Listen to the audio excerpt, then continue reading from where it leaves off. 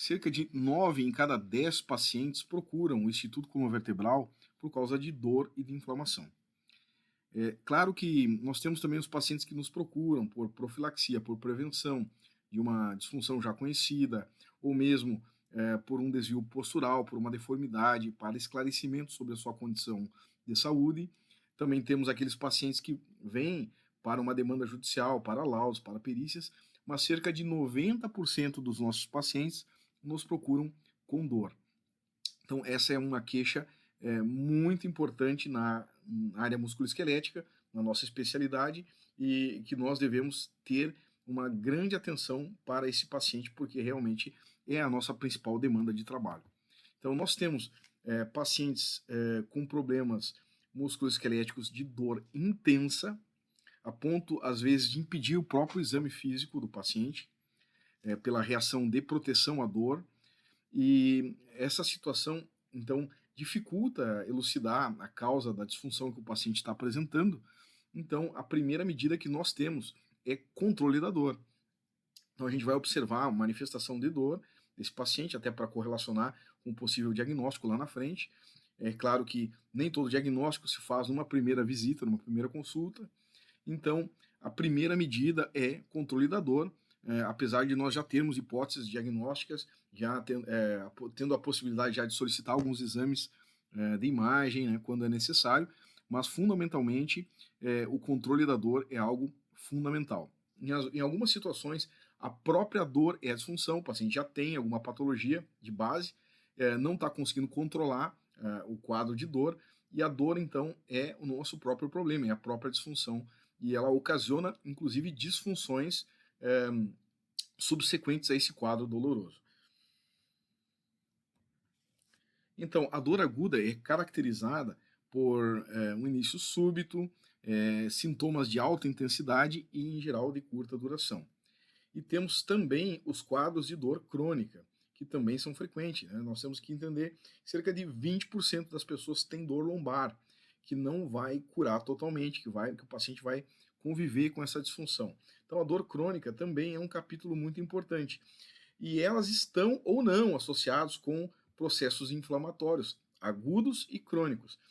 E esses processos inflamatórios agudos e crônicos é importante que a gente identifique, porque as estratégias terapêuticas elas são bem correlacionadas com a fase que está a disfunção do paciente. Então, nós temos tratamento para a fase aguda e tratamento para a fase crônica. Mas entendendo o que é o processo inflamatório. O processo inflamatório é um processo normal do corpo, onde existe uma resposta funcional, ou seja, fisiológica, a uma agressão. E essa agressão ela pode ser de vários tipos. Pode, por exemplo, na área musculoesquelética, o mais comum é ser uma agressão causada por um trauma, né, por um estresse mecânico, né, compressão de um tecido mole, de uma inervação específica. Então, o processo inflamatório é uma reação a um estímulo nocivo, um estímulo agressor. É uma situação normal que acontece dentro do corpo, sempre quando há uma agressão ao tecido, mais especificamente à membrana celular.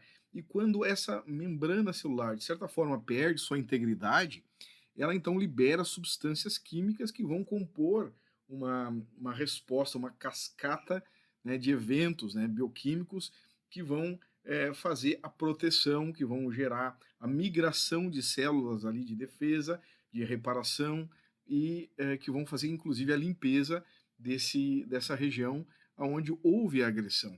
Então, é uma resposta fisiológica normal devido a um estímulo agressor.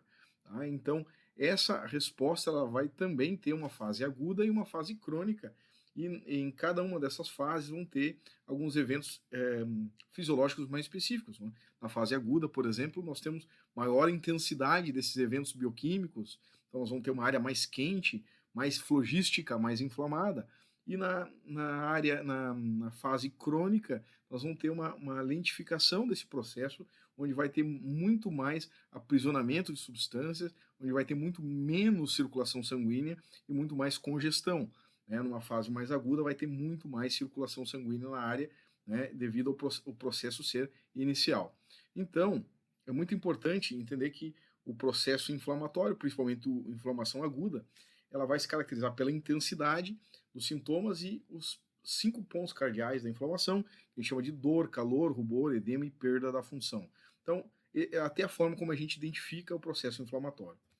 Então, podemos também considerar, nós devemos considerar que nem toda dor tem inflamação, nem toda dor é predominantemente inflamatória.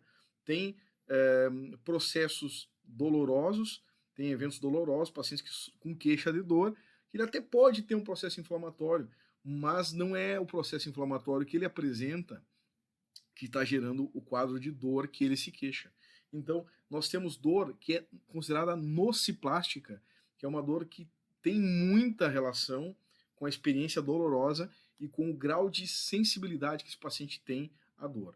Então, temos aí patologias como síndrome dolosa miofascial, como fibromialgia, entre outras patologias que têm um padrão diferente da fisiologia da dor, que não tem relação com a dor do processo inflamatório em si. Então, nós temos também um grande desafio, porque a tendência do paciente com processos dolorosos, né, com dor e com inflamação, é sempre buscar um anti-inflamatório, uma medicação. Mesmo que sejam medicamentos anti-inflamatórios e o paciente de fato tem um quadro doloroso inflamatório, a medicação, principalmente anti-inflamatória, é muito perigosa. Então, nós temos um outro vídeo aí falando sobre a questão da inflamação, né, das medicações para dor e para inflamação. Então, tem um grande risco de, não somente do vício pela medicação, nos medicamentos, por exemplo, como a codeína, que são, digamos, mimetizam a ação da morfina, ou imitam, né, a ação da morfina, de opiáceos, de drogas mais fortes, mas temos também medicações que são tóxicas ao organismo se forem administradas por muito tempo.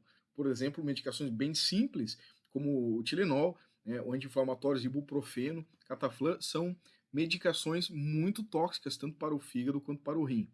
E também os corticoides, que vão afetar duramente os ossos, diminuindo a massa óssea, e também temos a questão, né, não só da massa óssea no corticoide, mas de baixas defesas. Então, predispõe o paciente a pegar uma infecção, né, oportunista aí por estar imunossuprimido. Então, é muito importante nós entendermos que o papel da medicação ele tem sua importância, a medicação tem sua importância, é recomendável que se faça a medicação quando necessário, por um tempo muito curto, ou quando os sintomas são mais específicos, necessitam da medicação, e muitos pacientes também tratam com antidepressivos, né, pacientes com padrão de dor nociplástica e vão usar o antidepressivo, vai ser uma ferramenta interessante. Temos só que cuidar o excesso da medicação. E também no Instituto Coluna Vertebral, nós vamos primar para a diminuição da medicação sempre, ou no mínimo possível. Sabemos que muitas vezes o paciente já vem com medicação, nós vamos tentar dar uma modulada nessa questão e educar o paciente de forma diferente para combater a dor, e vamos utilizar equipamentos de alta tecnologia que vão associar o tratamento que o paciente já iniciou, né? Se ele vem de outro centro de tratamento, e se ele vem de outro consultório, nós vamos então complementar e vamos modular essa estratégia terapêutica a ponto de introduzir também métodos que usam muito menos medicação e que são muito resolutivos. Então nós temos o laser, a aplicação do laser, que é bem interessante, a aplicação da quiropraxia, que ela é muito segura. A quiropraxia, ela vai utilizar também como parte do tratamento multimodal, o alívio da dor e gerando descompressão também, né, medidas de manipulação também podem ser aplicadas, e também trabalhos relacionados com o equilíbrio muscular. Então isso é muito importante, que no Instituto Coluna Vertebral não se faz um tratamento só, se faz um tratamento chamado multimodal, baseado em evidências clínicas e científicas. Então esse é o nosso foco, onde nós vamos trabalhar 3 fases do tratamento. A primeira fase é controle da dor e da inflamação. O paciente não deve ficar com dor. Então a primeira coisa que nós devemos fazer com o paciente, não importa a patologia, claro que nós vamos identificar o curso da patologia, identificar o tipo da patologia, adequar o tratamento a essa patologia, mas nós precisamos desenvolver uma estratégia de controle da dor e também da inflamação, quando há inflamação, quando há processo inflamatório e quando existe relação de dor e inflamação. Em muitos casos, como a gente falou, não existe essa relação, então a dor nem sempre é inflamatória.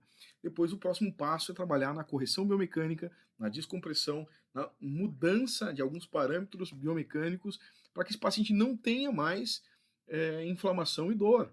Né? E depois disso, nós vamos fixar esses ganhos num processo de estabilização e de reequilíbrio ou reforço muscular. Então, é muito importante essas estratégias que nós utilizamos do tratamento multimodal e do controle da dor com alta tecnologia, e assim podemos então alcançar o bem-estar necessário para os nossos pacientes.